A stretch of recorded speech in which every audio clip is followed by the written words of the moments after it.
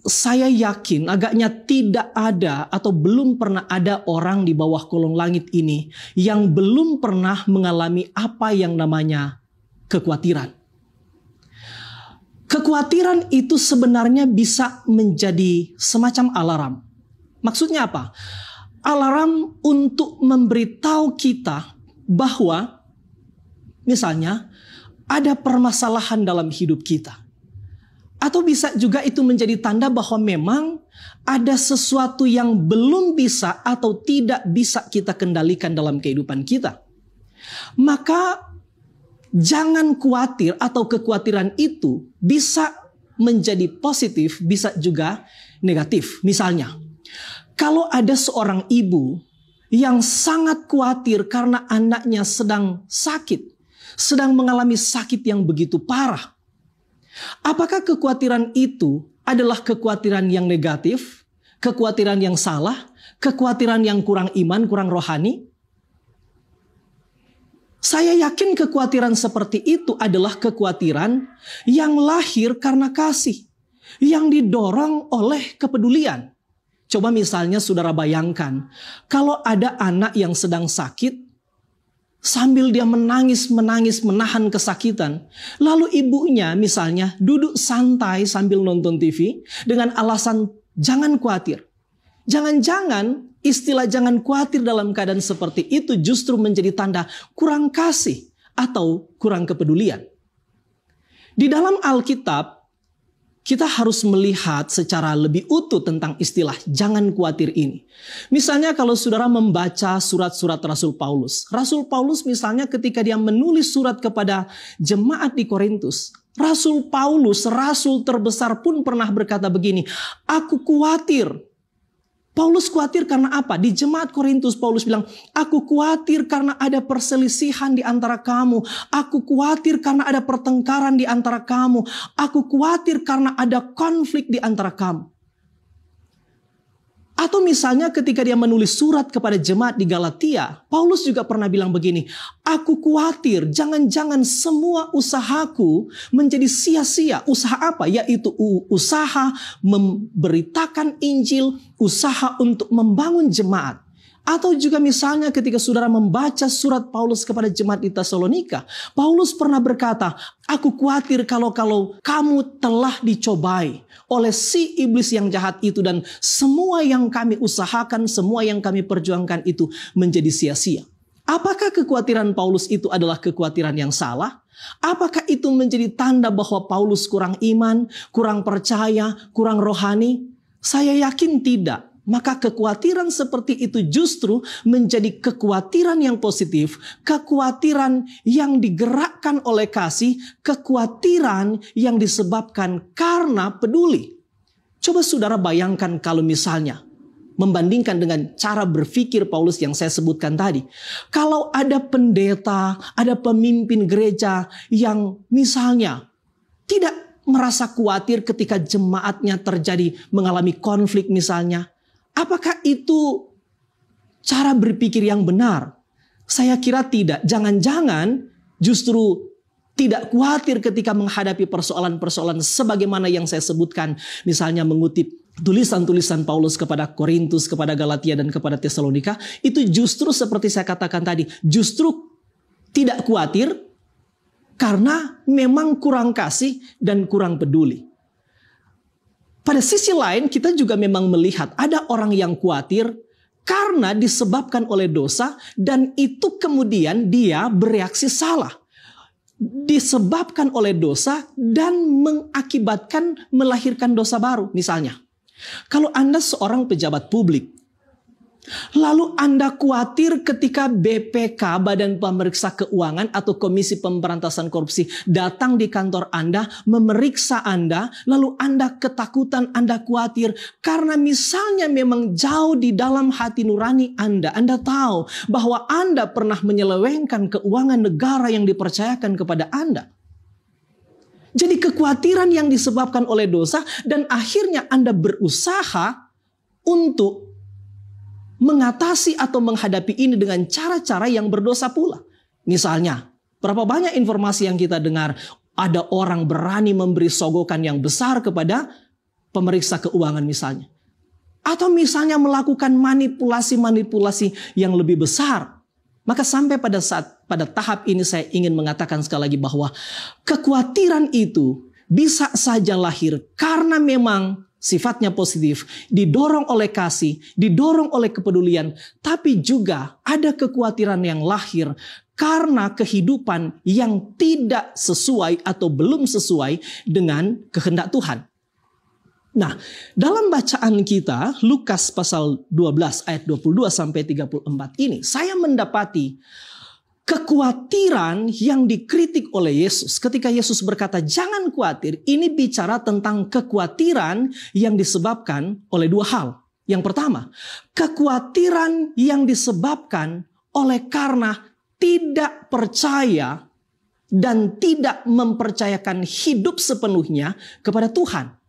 Nah, orang kalau tidak percaya penuh, tidak mempercayakan hidup sepenuhnya kepada Tuhan, pasti yang akan terjadi adalah dia akan menjadikan hidupnya sebagai tempat dia bersandar. Jadi bersandar kepada kekuatan sendiri, bersandar kepada pikiran sendiri, mengandalkan kekuatan sendiri. Nah, orang-orang seperti ini cenderung akan menggunakan segala macam cara, akan menghalalkan segala cara, akan menempuh jalan-jalan pintas untuk misalnya menyelesaikan perkara-perkara yang sedang dihadapi.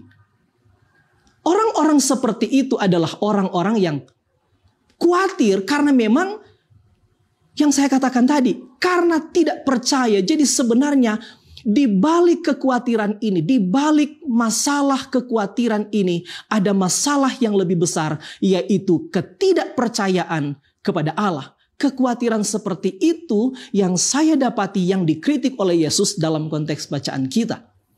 Jadi dia khawatir karena apa? Karena memang sebenarnya dia belum percaya atau belum sungguh-sungguh mempercayakan hidup sepenuhnya kepada Allah. Orang kalau percaya penuh pada Allah, dia tidak akan khawatir. Ada ungkapan pernah bilang begini, makin besar iman, makin kecil kekhawatiran. Sebaliknya, makin besar kekhawatiran, makin kecil iman. Jadi, yang pertama sekali lagi yang dikritik oleh Yesus adalah kekhawatiran yang disebabkan oleh karena tidak percaya dan tidak mempercayakan hidup sepenuhnya kepada Allah. Tidak percaya pada kekuatan Allah. Yang kedua, kekhawatiran yang disebabkan karena hidup yang fokusnya salah. Atau ungkapan yang lebih populer, gagal fokus. Nah, karena itu kalau saudara perhatikan misalnya di ayat 22, dikatakan begini, karena itu aku berkata kepadamu, jangan khawatir. Perhatikan kata-kata, karena itu, karena apa? Nah, ini ada kaitan dengan perikop sebelumnya, di mana di perikop sebelumnya itu ada perumpamaan yang Yesus ceritakan, yang intinya adalah kritik Yesus terhadap ketamakan, yaitu orang-orang yang mengira dia akan membangun hidup yang berbahagia itu di atas dasar atau berpusat pada kekayaan dunia. Dan karena itu orang yang demikian akan melakukan apa saja untuk menumpuk kekayaan dunia. Karena dia kira ketika dia memiliki kekayaan dunia yang besar dan limpah-limpah itu, hidupnya akan lebih baik, hidupnya akan lebih damai, hidupnya akan lebih bahagia. Nah, Yesus mengkritik itu, Yesus mengkritik ketamakan seperti itu. Dan berangkat dari ilustrasi atau perumpamaan itu, muncullah ayat 22. Karena itu, jangan khawatir. Jadi, sekali lagi yang saya katakan tadi, kekhawatiran yang dikritik di sini oleh Yesus adalah kekhawatiran yang disebabkan oleh karena ada orang-orang yang memang gagal fokus. Yang hidupnya fokusnya semata-mata tertuju kepada perkara-perkara dunia, pada kekayaan dunia, kepada perkara-perkara materi. Hidup yang tidak berfokus kepada Allah, hidup yang tidak berpusat pada tujuan-tujuan Allah dalam kehidupan kita. Jadi hidupnya, fokusnya tidak sesuai dengan apa yang Tuhan harapkan.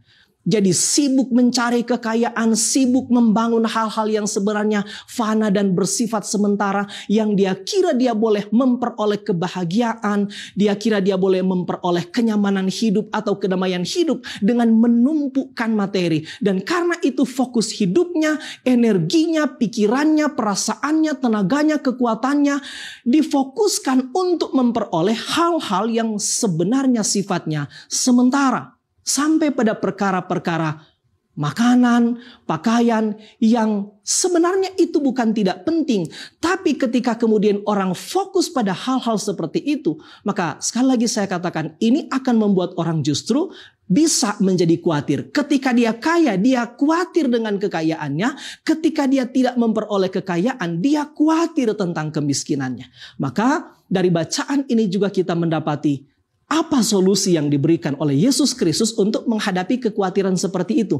Yang pertama, berangkat dari bacaan kita, yang pertama, untuk menyelesaikan atau menjadi solusi mengatasi menghadapi kekhawatiran ini, yang pertama, Yesus menuntut murid-muridnya. Jadi ingat, kalimat-kalimat ini, pengajaran-pengajaran ini, kalau kita membaca di ayat 22, itu ditujukan kepada murid-murid Yesus. Bukan ditujukan kepada orang-orang yang belum pernah mengenal dia. Jadi ditujukan kepada murid-murid Yesus. Maka berangkat dari situ, saya ingin mengatakan sekali lagi, yang pertama bagi Yesus adalah hidup kita sebagai murid-murid Yesus. Tetaplah dan teruslah menaruh keyakinan penuh, percaya dan mempercayakan sepenuhnya kehidupan kita kepada Allah. Percaya kepada kekuatan Allah dan mempercayakan hidup kita kepada cinta kasih Allah. Untuk mempertegas ini, saudara perhatikan di sini. Yesus bahkan sampai membanding-bandingkan kita dengan burung, dengan bunga, dengan rumput. Yesus mengatakan, sedangkan bunga, rumput, atau burung di udara yang nilainya jauh lebih rendah, yang martabatnya jauh lebih rendah, yang kedudukannya jauh lebih rendah dari manusia, Tuhan pelihara secara sangat sempurna. Apalagi kita yang dicipta segambar dan serupa dengan Allah. Saudara-saudara yang kekasih dalam Tuhan Yesus Kristus, kita baru saja beberapa minggu yang lalu merayakan perayaan-perayaan yang sangat penting dalam perayaan-perayaan gerejawi, yaitu minggu-minggu Advent dan perayaan Natal. Secara sederhana, inti yang dibicarakan di sana apa? Kita membicarakan atau kita diingatkan pada pengajaran-pengajaran Alkitab bahwa karena begitu besar kasih Allah akan dunia ini, sehingga ia telah mengirim, mengutus, mengaruniakan anaknya yang tunggal untuk kita manusia. Bahkan ketika Yesus datang ke dunia, Yesus pernah mengungkapkan kalimat-kalimat yang begitu agung yang menjelaskan tujuan dia datang ke dunia ini. Paling kurang ada 4 kalimat yang pernah keluar langsung dari mulut Yesus. Yang pertama, Yesus pernah berkata, "Aku datang untuk memanggil orang berdosa supaya mereka bertobat." Yang kedua, Yesus berkata, "Aku datang untuk mencari dan menyelamatkan yang hilang." Yang ketiga, Yesus pernah berkata, "Aku datang untuk memberikan nyawaku menjadi tebusan bagi banyak orang." Yang keempat, Yesus pernah berkata, "Aku datang untuk memberikan hidup yang kekal." Betapa pentingnya poin ini. Jadi perhatikan kalimat berikut. Seolah-olah Yesus ingin mengatakan kepada kita semua bahwa sedangkan nyawanya, darahnya dia curahkan untuk kita, untuk keselamatan kita.